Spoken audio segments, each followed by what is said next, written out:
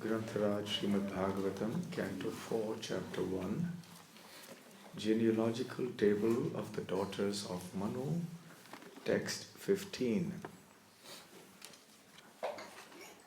Atrehe Patni Anasuya Trin Jajne Suyashasaha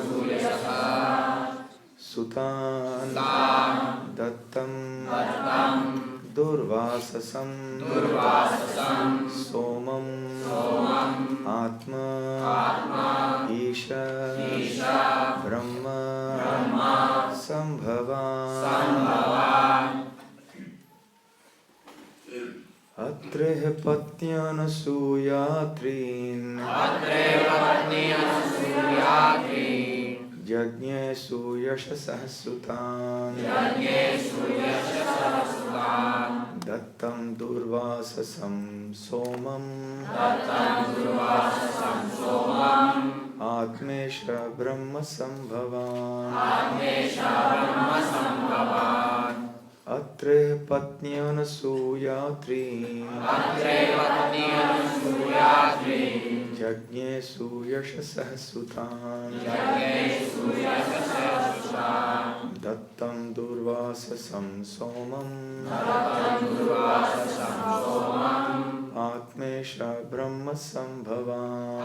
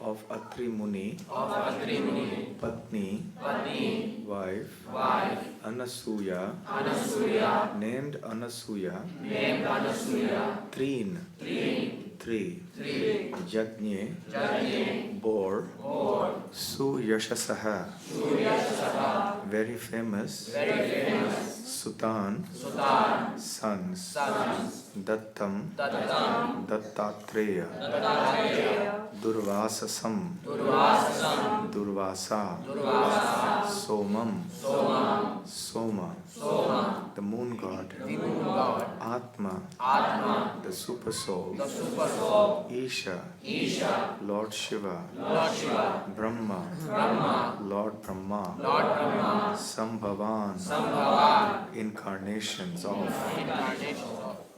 Translation by Srila Prabhupada. Anasuya, the wife of Atri Muni, gave birth to 3 very famous sons, Soma, Dattatreya, and Durvasa, who are partial representations of Lord Vishnu, Lord Shiva, and Lord Brahma. Soma was a partial representation of Lord Brahma, Dattatreya was a partial representation of Lord Vishnu, and Durvasa was a partial representation of Lord Shiva. Purport. In this verse, we find the words Atma Isha Brahma Sambhavan. Atma means the Super Soul or Vishnu. Isha means Lord Shiva. And Brahma means the four-headed Lord Brahma. The 3 sons born of Anasuya, Dattatreya, Durvasa, and Soma, were born as partial representations of these 3 demigods. Atma is not in the category of the demigods or living entities because he is Vishnu. Therefore, he is described as Vibhinamsha Bhutanam. The Super Soul, Vishnu, is the seed-giving father of all living entities, including Brahma and Lord Shiva. Another meaning of the word Atma may be accepted in this way. The principle who is the Super Soul in every Atma, or one may say, the soul of everyone, became manifested as Dattatreya because the word Amsha, part and parcel, is used here. In Bhagavad Gita, the individual souls are also described as parts of the Supreme Personality of Godhead, or Super Soul. So why not accept that Dattatreya was one of those parts? Lord Shiva and Lord Brahma are also described here as parts, so why not accept all of them as ordinary individual souls? The answer is that the manifestations of Vishnu and those of the ordinary living entities are certainly all parts and parcels of the Supreme Lord, and no one is equal to him. But among the parts and parcels, there are different categories. In the Varaha Purana, it is nicely explained that some of the parts are Swamsha and some are Vibhinamsha. Vibhinamsha parts are called Jivas, and Swamsha parts are in the Vishnu category. In the Jiva category, the Vibhinamsha parts and parcels, there are also gradations. That is explained in the Vishnu Purana, where it is clearly stated that the individual parts and parcels of the Supreme Lord are subject to being covered by the external energy, called illusion or Maya. Such individual parts and parcels, who can travel to any part of the Lord's creation, are called Sarvagata and are suffering the pangs of material existence. They are proportionately freed from the coverings of ignorance under material existence according to different levels of work and under different influences of the modes of material nature. For example, the sufferings of jivas situated in the mode of goodness are less than those of jivas situated in the mode of ignorance. Pure Krishna consciousness, however, is the birthright of all living entities, because every living entity is part and parcel of the Supreme Lord. The consciousness of the Lord is also in the part and parcel, and according to the proportion to which that consciousness is cleared of material dirt, the living entities are differently situated. In the Vedanta Sutra, the living entities of different gradations are compared to candles or lamps with different candle power. For example, some electric bulbs have the power of 1,000 candles, some have the power of 500 candles, some the power of 100 candles, some 50 candles, etc. But all electric bulbs have light. Light is present in every bulb, but the gradations of light are different. Similarly, there are gradations of Brahma.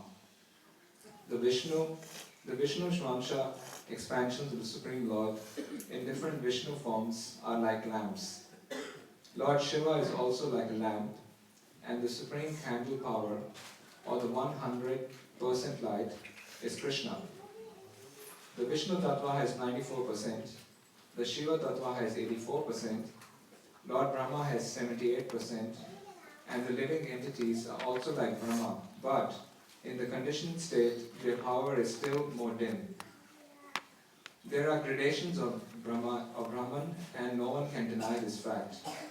Therefore, the words Atmesha Brahma Sambhavan indicate that Dattatreya was directly part and parcel of Vishnu, whereas Durvasa and Soma were parts and parcels of Lord Shiva and Lord Brahma.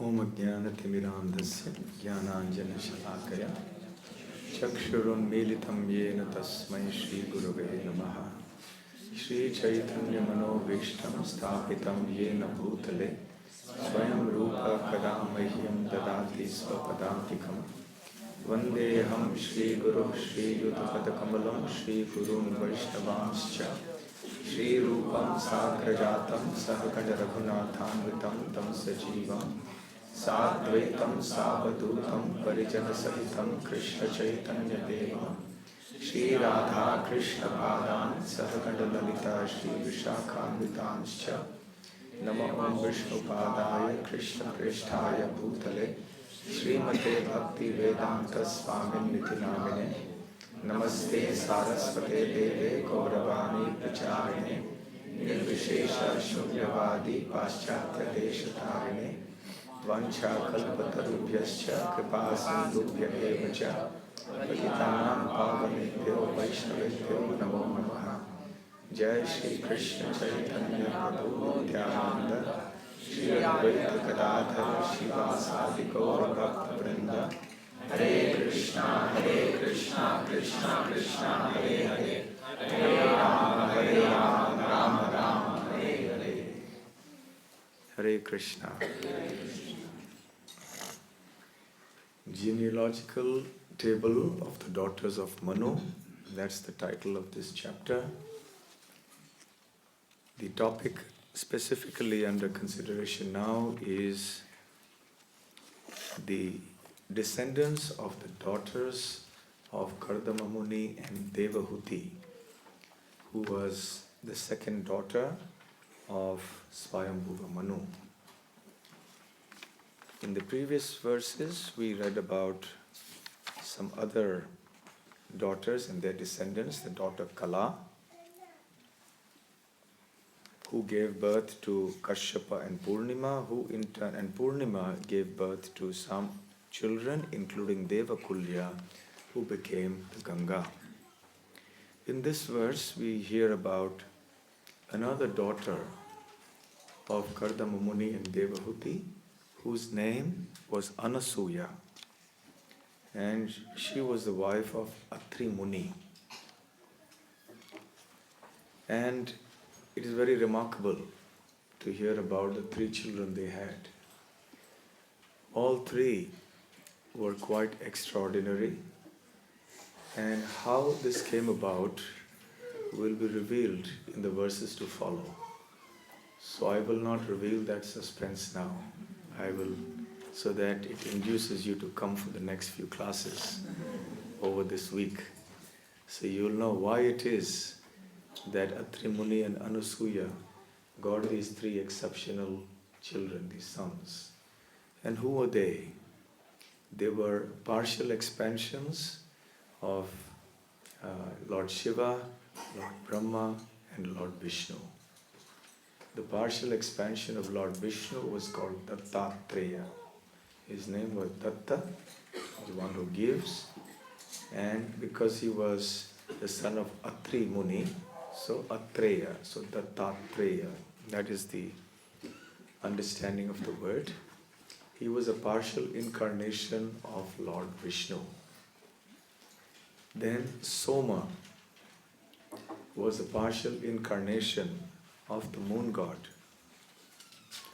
And eventually Durvasa was the partial incarnation of Lord Shiva. So you have the Trinity being represented in your family as your children. Now that is something quite exceptional. So let's talk about the purport a little bit before we go on to talk about these three personalities. the principle of partial representations of the Supreme Absolute Truth is a very important concept to understand. Srila Prabhupada makes the important point here that there are gradations of Brahman. Brahman is the Absolute Truth. And what does it mean when there are gradations? As Prabhupada specifies, clarifies here, there are broadly speaking 2 gradations. Now technically there are many more, but these are just the 2 broad ones. One is called the Swansha, Swa Ansha, which means they are in the category of God, Vishnu Tattva. Like for example, Lord Ram, Lord Narasimha, Lord Narayan, Vishnu, etc. And then there are the Vibhinnangsha. Vibhinna means separated. The separated parts and parcels. So they are mostly the jivas. So jivas like us. But even amongst these different categories, there are gradations. For example, amongst the Swansha, those in the Vishnu category, there are gradations. There are gradations of Godhead. So even though the broad category is God, but still even within that broad category of God, there are gradations. How is that? In the first canto of the Śrīmad Bhāgavatam, we see this famous verse, Ete chansa kalapunsas Krishnastu Bhagavan Swayam Indrari Vyakulam Lokam Ridayanti Yuge Yuge. With reference to the 3 Purusha avatars, which means the Mahavishnu form, Garbhodakashaya Vishnu and Kshirodakashaya Vishnu. After speaking about these, it has been said that all these, ete cha, ete means these Purusha avatars, cha, ansha, or kala. So these different forms are all God. But Krishna is Swayam Bhagavan, meaning that even though these are Bhagavan or God, but Krishna is himself God, which means that he is actually the origin of all these other forms of God. And we know the example of the candles, which Srila Prabhupada gives very frequently. If there are 50 candles, and there's one candle that lights up all the other candles, so there is light that is almost equal from all the candles.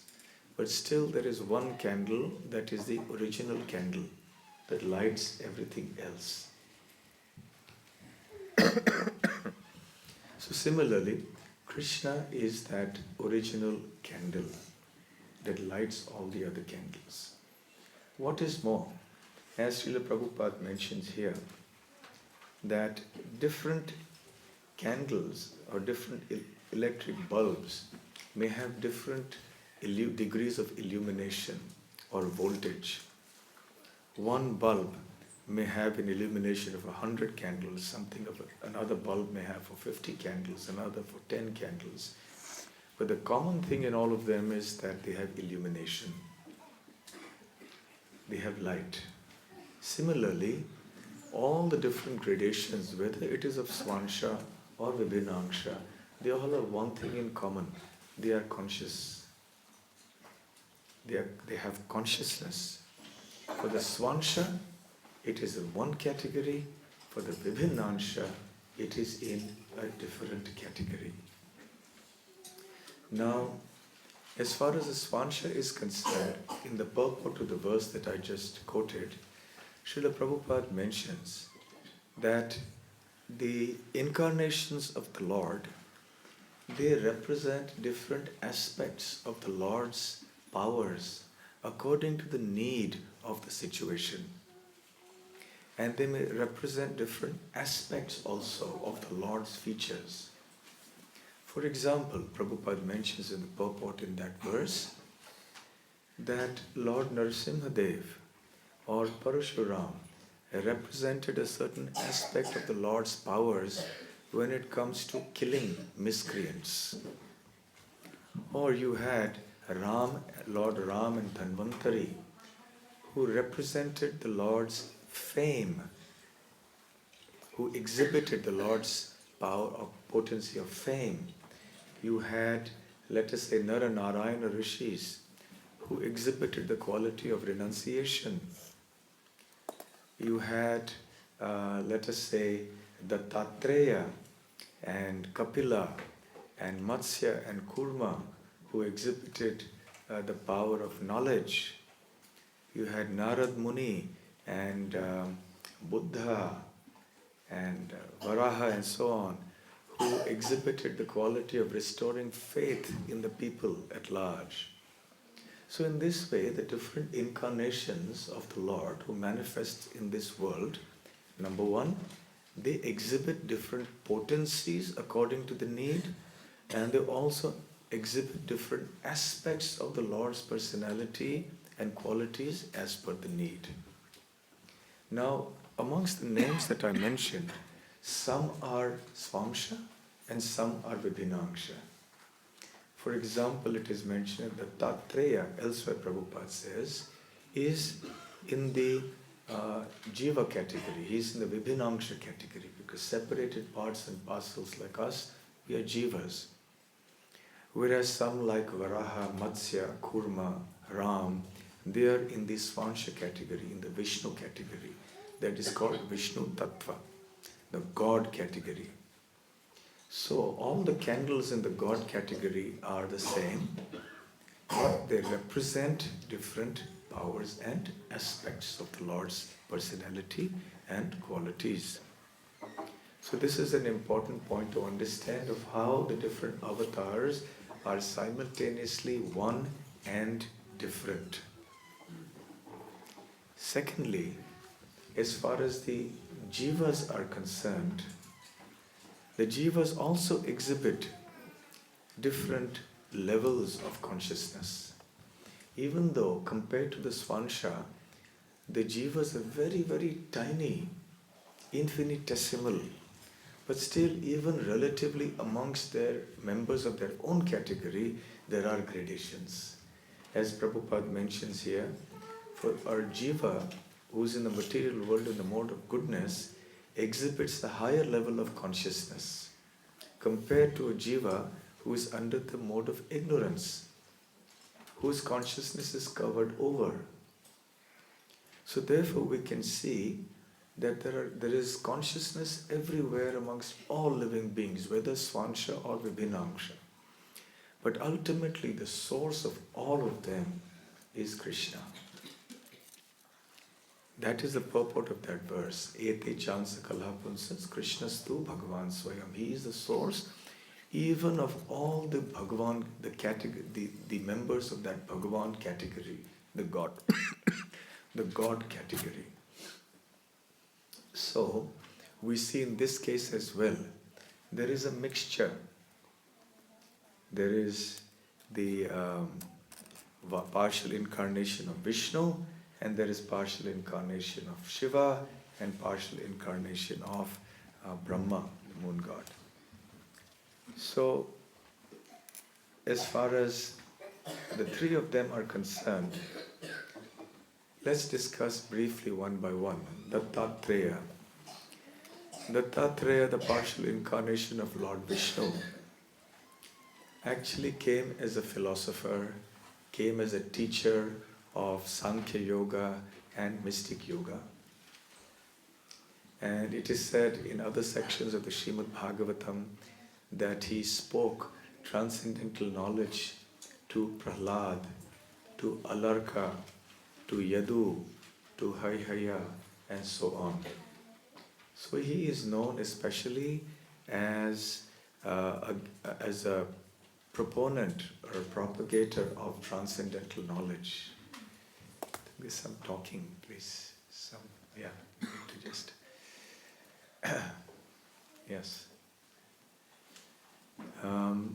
Therefore, Dattatreya's mission was to speak on transcendental knowledge. There's a very interesting episode about Dattatreya which is cited by Lord Krishna himself to Uddhava. And this appears in the 11th canto of the Śrīmad Bhāgavatam in the celebrated Uddhava Gita. As you know, the Uddhava Gita was spoken by Krishna just before Krishna departed from this material world.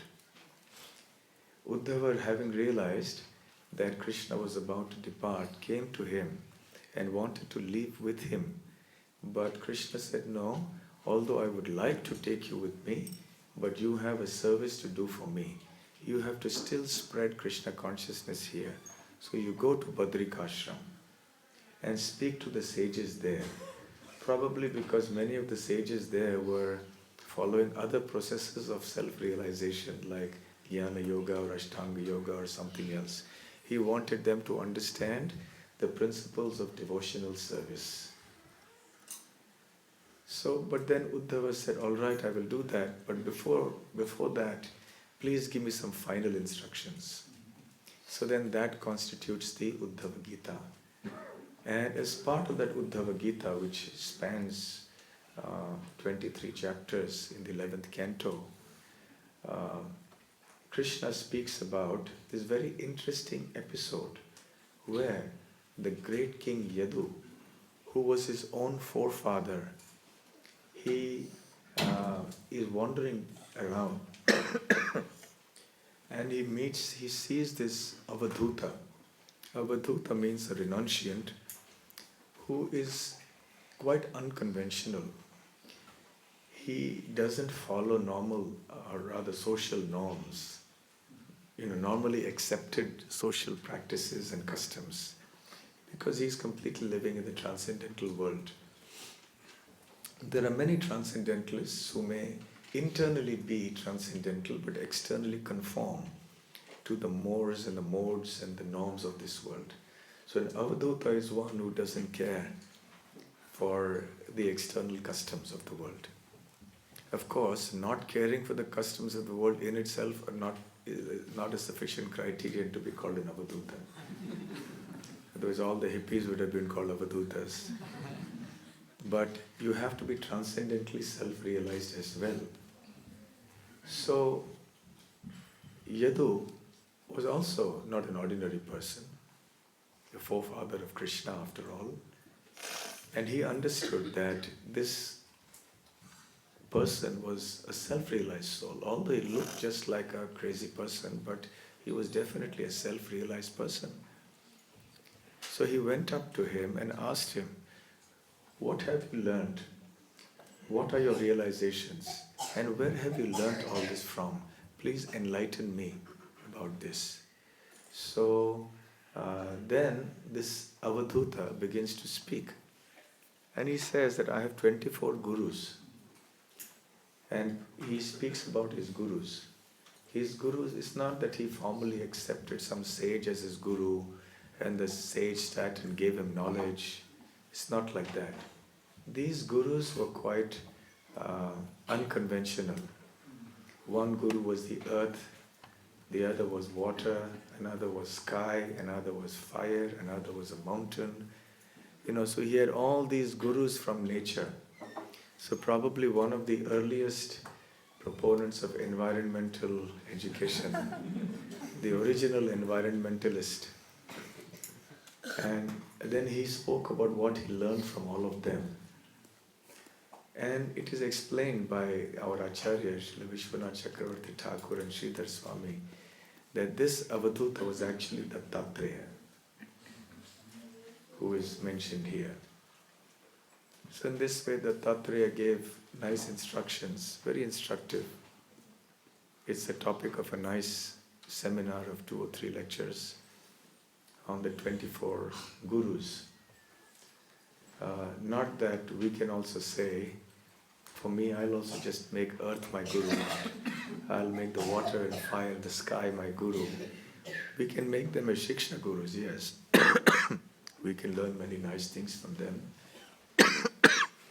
And we can learn from everywhere many nice things. But for us, we have to follow the system established in the scripture. So that's something about Dattatreya. As far as Soma is concerned, he is the partial incarnation of the moon god. There are 2 main Kshatriya dynasties in the universe. And one is called the Soma Vamsha. Vansha means dynasty, Soma means the moon. Or it's also called the Chandra Vansha. Chandra means moon. And the other dynasty is called the Surya Vansha, the dynasty that comes from Surya or the sun. The two most prominent incarnations of the Lord are Krishna and Ram. And Ram comes in which dynasty? Surya Vansha, the dynasty of the sun. And Krishna comes in which dynasty? Soma Vansha or the Chandra Vansha. So in this way, these two dynasties go on and they multiply and they have many branches and sub-branches.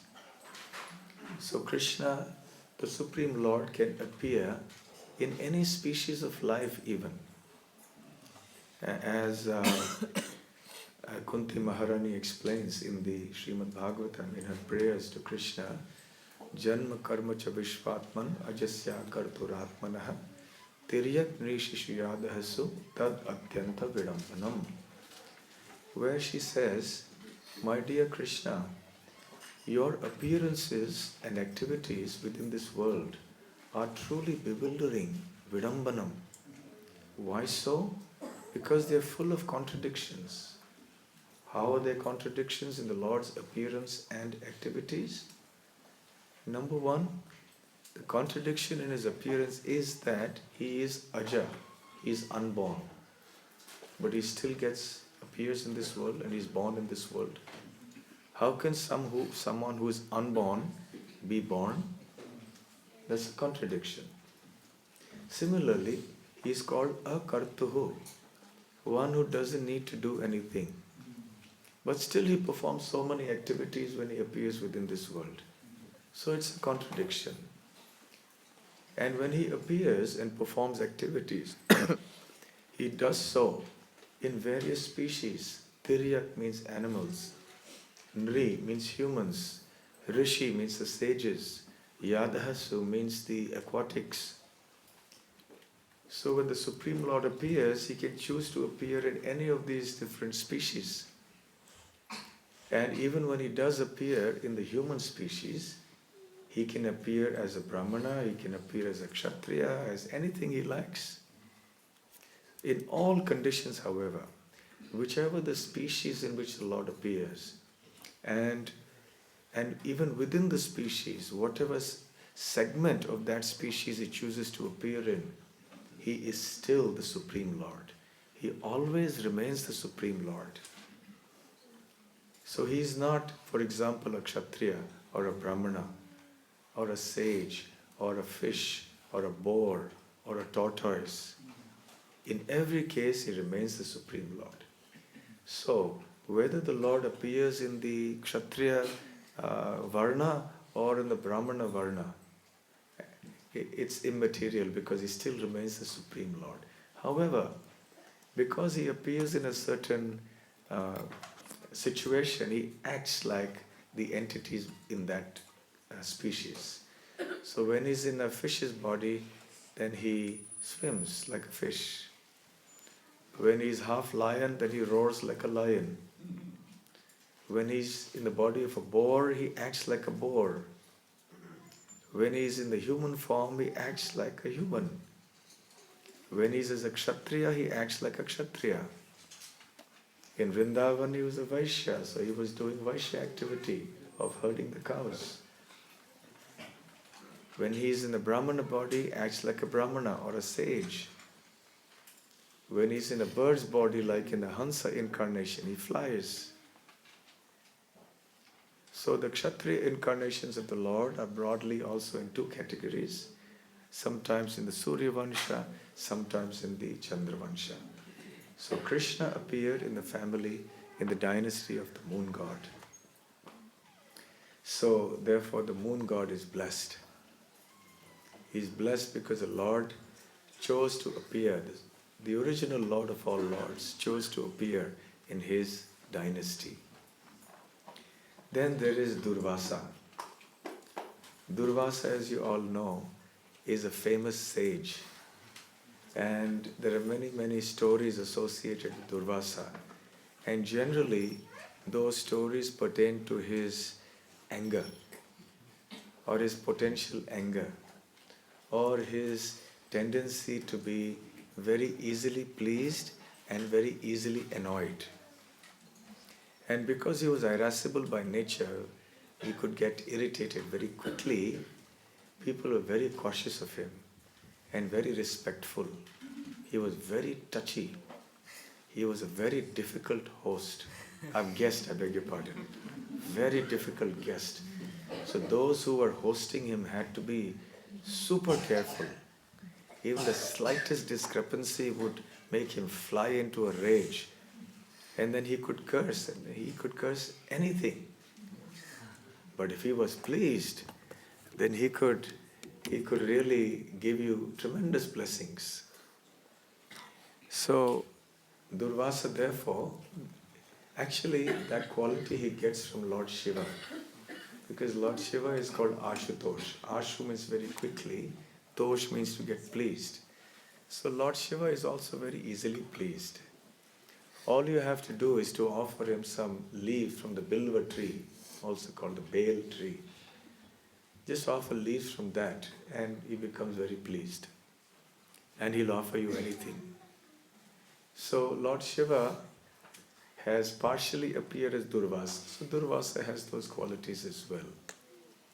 Actually in the Brahmanda Purana there is a narration of how Lord Shiva once became enraged about something.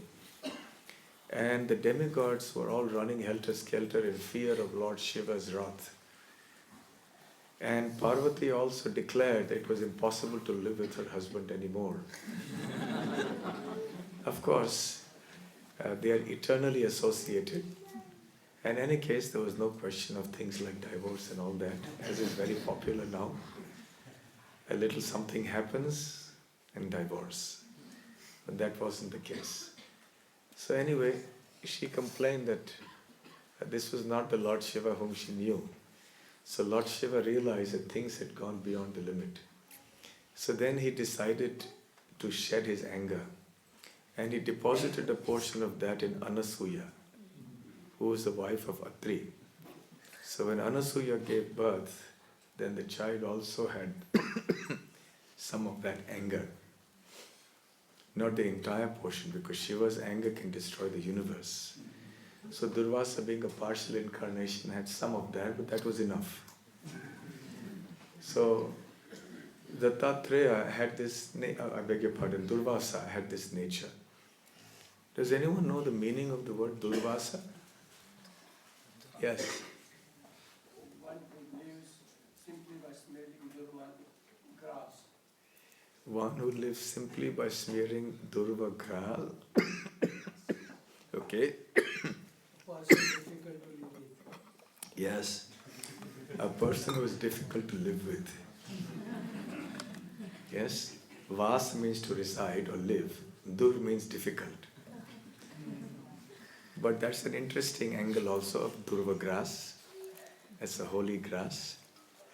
But actually Durvasa means one who is difficult to live with.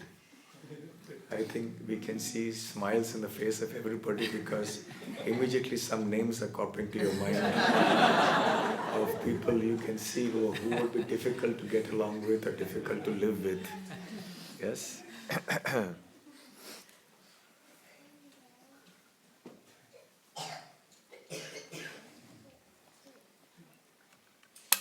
So he was difficult to live with because of this reason, because he would get angry like this. And when he got angry, you could not pacify him or control him. Then he would calm down after some time. There are many pastimes or stories associated with Durvasa. Despite his being a mystic yogi and not considered as a great devotee of the Lord, somehow he's everywhere in all the pastimes. Even connected to the Lord or connected to the devotees of the Lord, he's there. And to give a lesson, many lessons, so he's obviously a special soul. The most famous instance of Durvasa Muni that's given in the Śrīmad Bhāgavatam is his interaction with Ambarish Maharaj. And we've all heard of that, I'm sure. Where Ambarish Maharaj, the great devotee king, was performing the Ekadashi Vrata, and the time came for him to break the fast on the Dvadashi day, and just at that very moment Durvasa Muni arrived, and he said, I'm going for a bath and coming back. And the idea is that when a guest comes, then you feed the guest first. Now that Durvasa Muni was away for a bath, now the time for breaking the fast had approached, and it was ending also. So Ambarish Maharaj had to break the fast. So at the same time he could not eat before his guest. So what to do? He knew that Durvasa Muni was angry by nature. If he did that, he would get angry. So he consulted his advisors and the Brahmanas, and they suggested a way out. They said, you just take a few drops of Charanamrita, or water. It's as good as eating and not eating simultaneously. So you fulfilled your Ekadashi vow, and at the same time you have not eaten anything, so your guest is not offended. But Durvasa Muni, by his mystic power, understood that he would take a sip, a few drops of water. So he became furious. And when he came back, he pulled out a hair from his head, struck it to the ground, and from that produced a fierce demon who started chasing Ambarish Maharaj, who tried to attack Ambarish Maharaj.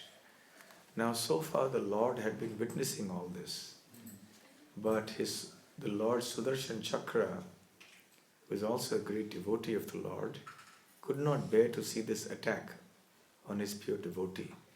So the Sudarshan Chakra flew off from the Lord's finger and came and destroyed that demon in no time. And Durvasa Muni was watching this in astonishment. And that astonishment turned into fear, because the Sudarshan Chakra now started approaching him. And he fled for his life, and the Sudarshan Chakra was chasing him. Durvasa Muni, being endowed with mystic power, didn't need to book any airline tickets to go from one place to another. He could just move at will. And he went all over the universe, everywhere, in this planet and that planet, to this demigod, that demigod, taking shelter. But everybody, when they saw the Sudarshan Chakra chasing him, they just said, wrong number, sorry. Please don't come here. Because if you are with us, along with you, we will also get burnt by the Sudarshan Chakra. He even did not find shelter with Lord Shiva, Lord Brahma, even with Lord Vishnu. When you approached Lord Vishnu, Vishnu said, Aham bhakta paradhina hi hyasvatantra ivadvija. He said, I am not independent, my dear Durvasa Muni. I am under the control of my devotees. Aham bhakta paradhina. Adhin means to be under the control of. So I am under the control of my devotees. And I am asvatantra. I am not independent. Sadhubhir grastaradayo bhaktir bhakta jana priyaha. My heart is controlled by the sadhus. And what to speak of the devotees? I am controlled even by the devotees of my devotees. That is my nature. Sadhavo hridayam mahyam sadhunam hridayam tvaham mad anyattena jananti tebhyo magmanagapi. He says that the sadhus, they live in my heart, I live in their heart, they know nothing but me, and I know nothing but them. So he glorifies the great devotees of the Lord. And he says, Durvasa Muni, you have offended a great devotee, Ambarish Maharaj. The matter is beyond my control now. And who is saying this? The Supreme Lord. So even I cannot rectify the situation. The only way you can rectify it is to go back yourself to him, beg forgiveness from him, and when he forgives you, then the Sudarshan Chakra will leave automatically. And Durvasa Muni did that. And then Ambarish, being a devotee, naturally forgave him. A devotee doesn't bear rancor or grudge in his heart. Even if somebody has offended him or her, a devotee very easily forgives the other person. So this forgiveness is a very important quality of a devotee. A devotee doesn't carry all these things in his or her mind. So Ambarish Maharaj, being the exemplary devotee, was very embarrassed actually that a great mystic yogi and brahmana like Durvasa Muni was falling at his feet and begging forgiveness. So in great embarrassment, he immediately forgave him. And the Sudarshan Chakra then went back. And Durvasa Muni heaved a sigh of relief. And then he began to glorify the devotees of the Lord, as if he had 5 mouths. So here, the Lord used Durvasa Muni as an instrument to exhibit or demonstrate to the world the glory of the devotees vis-a-vis those who are mystic yogis, who may be very powerful by earthly considerations, who may have material abilities, but they are nothing compared to the simple-hearted devotees of the Lord. Another famous story that emerges, that you've undoubtedly heard of, is the Akshaya Patra story. One time when the Pandavas were in exile and Durvasa Muni happened to visit Duryodhana in Hastinapur, and Duryodhana, being very wily and cunning, wanted to take advantage of Durvasa Muni's presence. He wanted to leverage Durvasa Muni's propensity for anger against his enemies, whom he perceived as his enemies, the Pandavas. And he served Durvasa Muni really nicely, knowing fully well that Durvasa Muni would be very pleased and ask him for a benediction. So then Duryodhana requested him, please go and give your mercy to my dear cousins who are suffering in the forest. As if he was very, very concerned about their plight. And he was concerned actually, but in a way that he didn't want them to come back. He wanted them to remain in the forest. So, and he said, please go in the afternoon. Yudhishthira Maharaj is known for his hospitality and he will feed you sumptuously. Now the catch here was that Durvasa Muni would never travel alone. He traveled with 10,000 disciples. And so he arrived at the doorstep of Yudhishthira Maharaj in the forest. He may have been living in a very small hut. And Yudhishthira Maharaj welcomed him. And naturally, when a guest comes to your place, you offer some food. So he said, please have lunch with us. And Durvasa Muni said, of course, I will have it. And now there's not one person, there's 4 people, 5, 10 people. It was 10,000 people they had to feed. And so how to feed 10,000 people in the forest? Not that you have a whole palace with a granary and treasury and so on. And moreover, the Akshaya Patra would not produce any food for the day. The Akshaya Patra was a vessel, Patra, where the food would be Akshaya or imperishable. It was a gift from the sun god to the Pandavas, to Draupadi. And the benediction was that this little vessel would produce unlimited quantities of food on a given day, till Draupadi had eaten. Once Draupadi ate, then for that day, this vessel would not produce any food. Now very cleverly, Duryodhana had arranged for Durvasa Muni to reach there after Draupadi had eaten. So now the Akshaya Patra could not produce any food. So Yudhishthira Maharaj had sent away Durvasa Muni to take a bath. But there was a conference of the Pandavas, what to do now. Real crisis management. But even if you go to the forest and what can you get? Just a few fruits and not for 10,000 people. So then what would Draupadi do? She called out for Krishna. Krishna was in Dwarka. But for Krishna also, it doesn't matter. He also doesn't have to wait in a queue. So he just came along from Dwarka to the forest. They were in the Kamyavan in Braj, in Vrindavan at that time. So from Dwarka to Vrindavan maybe many hundreds of miles. But for Krishna it's nothing. So when Draupadi called out to Krishna, Krishna immediately arrived and said, Draupadi, so what have you in mind? You called me. He said, yes, I called you. He said, well, we'll discuss why you called me later, but first feed me something. See, that's exactly the problem. So the Akshay Patra is over, and now I have no food, and Durvasa Muni is here with 10,000 disciples. He said, don't worry, just give me some grains that may be left in the Akshay Patra. He says, nothing left. He says, show me. So when Krishna saw it, he saw one grain inside. One grain. So he took that one grain and tasted it and said, this is the most delicious food I have ever tasted in my whole life. And he was satisfied.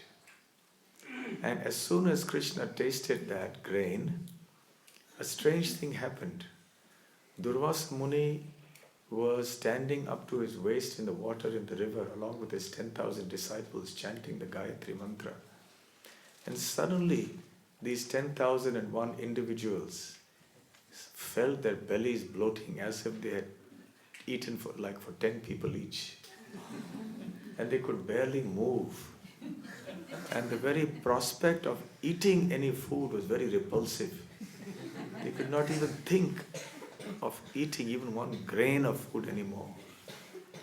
And they were all looking at each other, and the message was clear. What are we going to do now? Because Yudhishthir Maharaj is known as such a great king, a Raja Rishi, it will be an insult. He would have prepared food for all of us. We go there, we say we are full, we can't eat. It's going to be very awkward. Meanwhile, because Durvasa Muni was taking time, Yudhishthir Maharaj had sent Sahadev to find out. So when the call came, Durvasa Muni and his disciples fled from the scene. They went away. So again here, Durvasa Muni is being used as an instrument to glorify the devotees. You have mystic yoga versus bhakti yoga. The difference. There's also the case of Kunti from the Mahabharata. When Kunti was a maiden, she had not yet married, and Durvasa Muni had come to her house, to her father's house, Kunti Bhoja.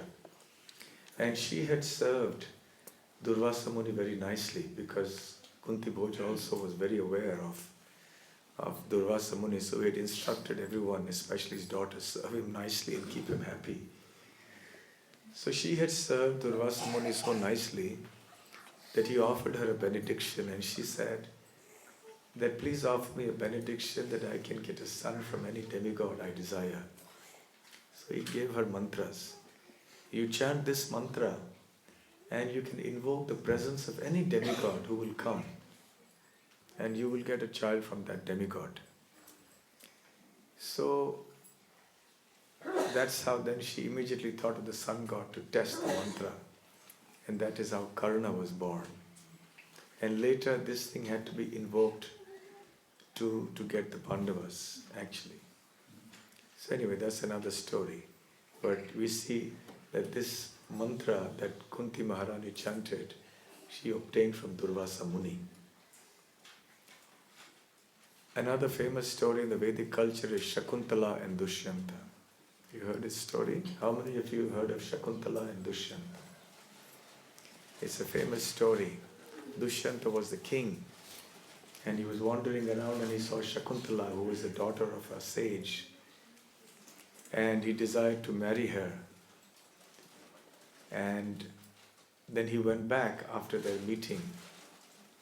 In the meanwhile, Durvasa Muni came to the ashram of her father. But by this time, Shakuntala had been infatuated with King Dushyanta. So even when Durvasa Muni came, she was sitting there wrapped in thoughts of the king. And she could not attend to Durvasa Muni. So Durvasa Muni was again enraged, and he understood the reason for this. So he cursed her that you have declined to serve me as a guest, despite my coming to your doorstep, because your mind is engrossed in thoughts of somebody you love. So my curse to you will be that this person you love will forget you and will deny that he knows you. And that happened.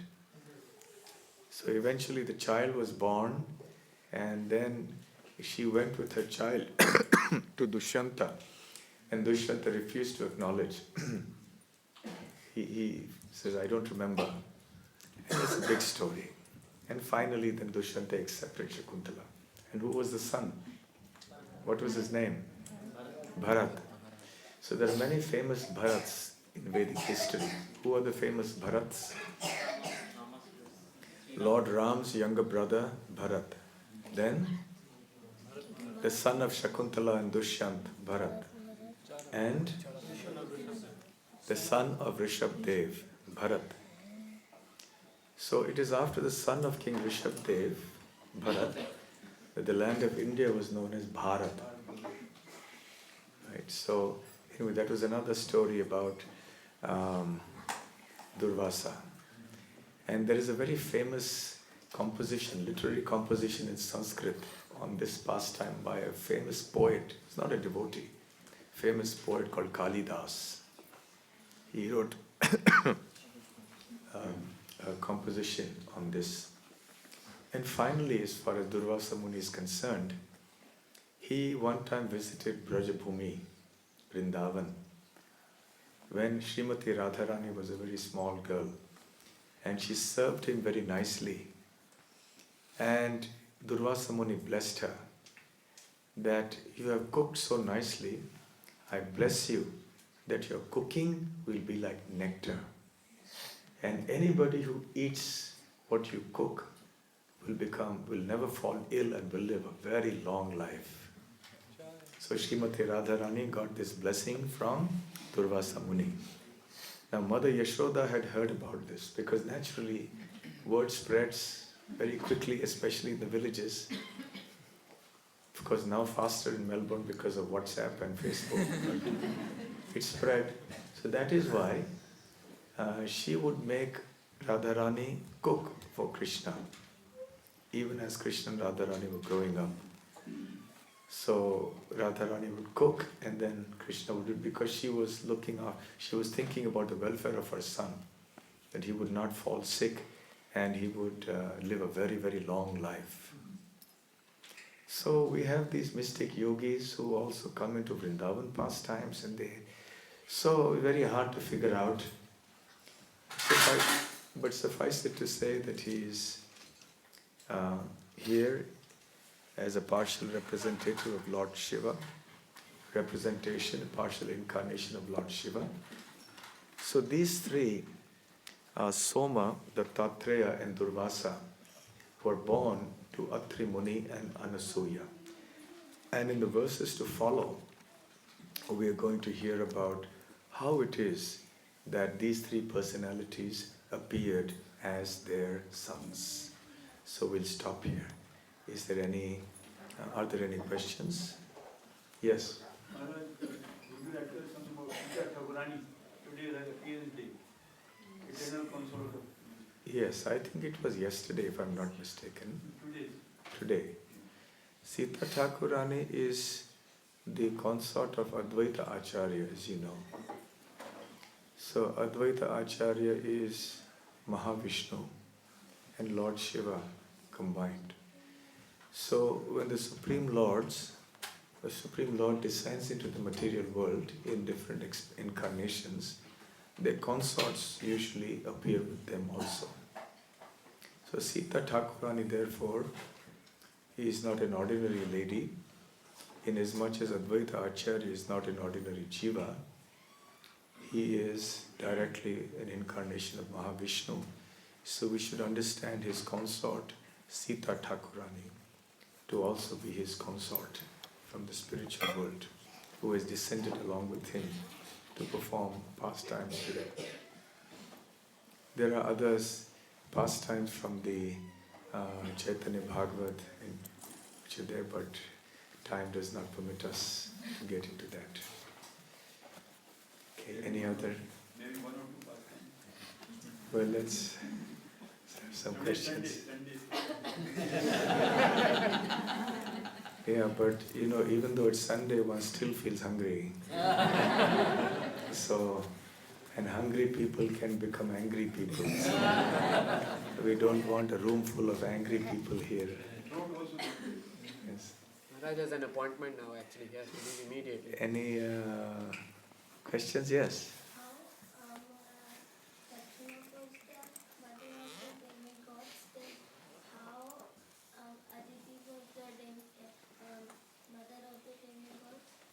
What's the question? How is? Can someone say it for me? Also mother of demigods as well as Aditi. Kashyapa and Aditi. Aditi is also mentioned as the mother of demigods. Huh? And here the Dakshina, which came few verses before, she is also mentioned as the Oh, I see. Okay. So very perceptibly you have been hearing and carefully. So, Dakshina, who was the daughter of Akuti and Prajapati Ruchi, and she was the wife of Yajna, she was the mother of 12 demigods called the Tushitas. At the same time, Aditi was also known as the mother of the demigods. How did they have two? Well, you see, amongst the demigods there are different categories. There are the Tushitas, who were the sons of Dakshina. There were the Vasus, there are the Rudras, there are the Adityas, different categories of demigods. So those demigods who are the sons of Aditi, they are called Adityas. So the Adityas are mainly the chief demigods. So you have the sun god and Indra, they're all sons of Aditi. One final question. Yes. Maharaj, you mentioned that Durvasa is a mystic yogi, and it's different from Amrish Maharaj, who is a pure devotee of the Lord. So what mantras do mystic yogis chant, or what is their meditation, focus on meditation? What is the mantras and meditation of Durvasa Muni? Well, mystic yogis have their own process of meditation, as you know. And because he was a meditator or a mystic yogi, he is not considered a great devotee. But as per the mystic yoga process, dhyana vasthita tadgatena manasa pashyanti yam yoginaha. The mystic yogi is supposed to meditate on the Supreme Lord within the heart. That is how it is supposed to be. But he was a Brahmana, he was a sage, a mystic.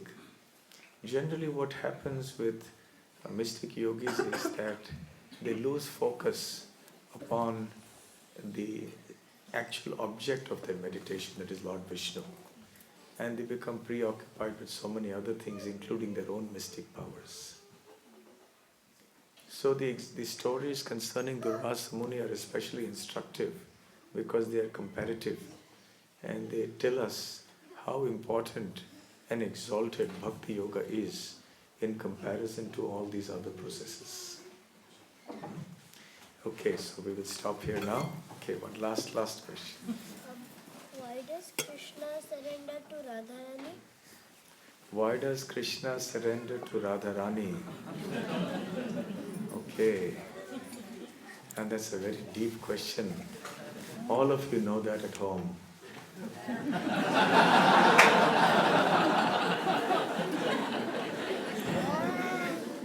Who is the boss? Everybody knows. You'll find out when you grow up.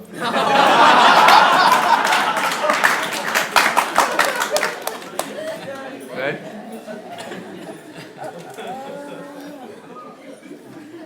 Okay, thank you very much. Śrīmad Prabhupada ki jai. Granthraj Śrīmad Bhāgavatam ki jai. Gaur Premanande. Glorious Bhakti Rasamrita Swami Maharaj ki.